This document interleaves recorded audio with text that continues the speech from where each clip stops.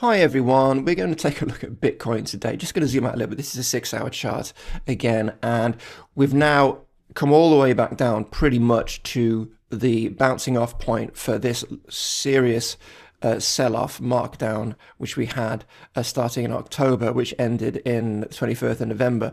And then obviously Bitcoin has been trading this range, but we haven't been back down to this level since the 21st of November. So there should be some liquidity down here. And obviously this has been the recovery Bitcoin's been trying to make since November. This is now December and now into January. But then of course we couldn't get above resistance, and then selling action has taken over. And we've lost this key level of the 3-day 200 MA, which is essentially between 91 and 90K. At the moment, it was originally between 89 and 90K, but now it's gone up a bit, of course. But the price action has lost this key level, this diagonal support. It's then entered a bear flag again, and now it is rolled over further with a very steep move with a reasonable amount of volume. And of course the RSI was giving us clues, of course, that we were going to have a breakdown with probabilities to these lower levels.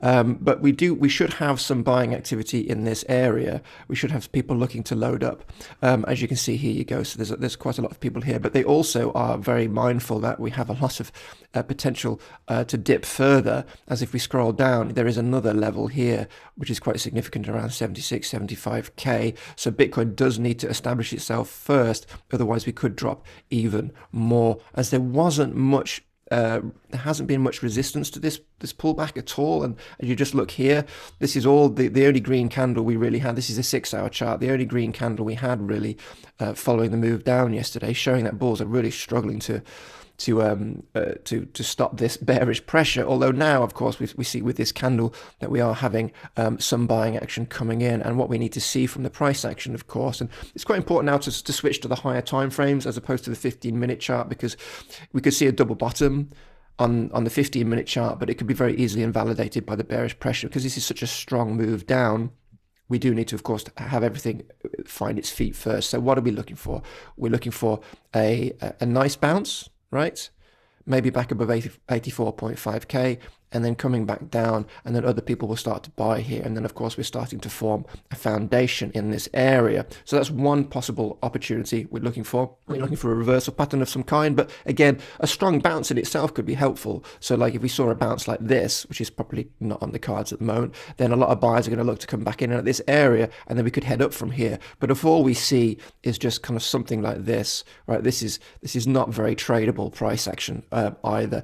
So we do need to find a reversal. We do need to see a bottoming pattern of some kind in order to enter other positions, either with Bitcoin or with the altcoin market. So it is going to be a waiting game, and we may have to wait through the weekend to see how the price action fares. But again, just to recap, we're looking for a strong bounce from here, and then we can look to come in once we've seen that bullish confirmation.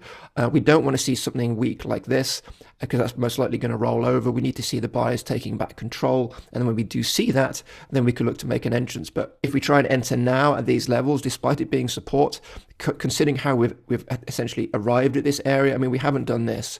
We haven't come down nice and slowly, right, like this, where the buyers are having some leeway in terms of controlling the price action. We've come straight down like a falling knife, and therefore we do need to wait for more structure, for more price action. Otherwise, you have to presume that we could come even lower down to maybe 76K until we see something different. But that's what we need to see from Bitcoin over the weekend and over the next few days. And then when we do see that, we can look to take some positions to maybe trade this range. But that's Bitcoin.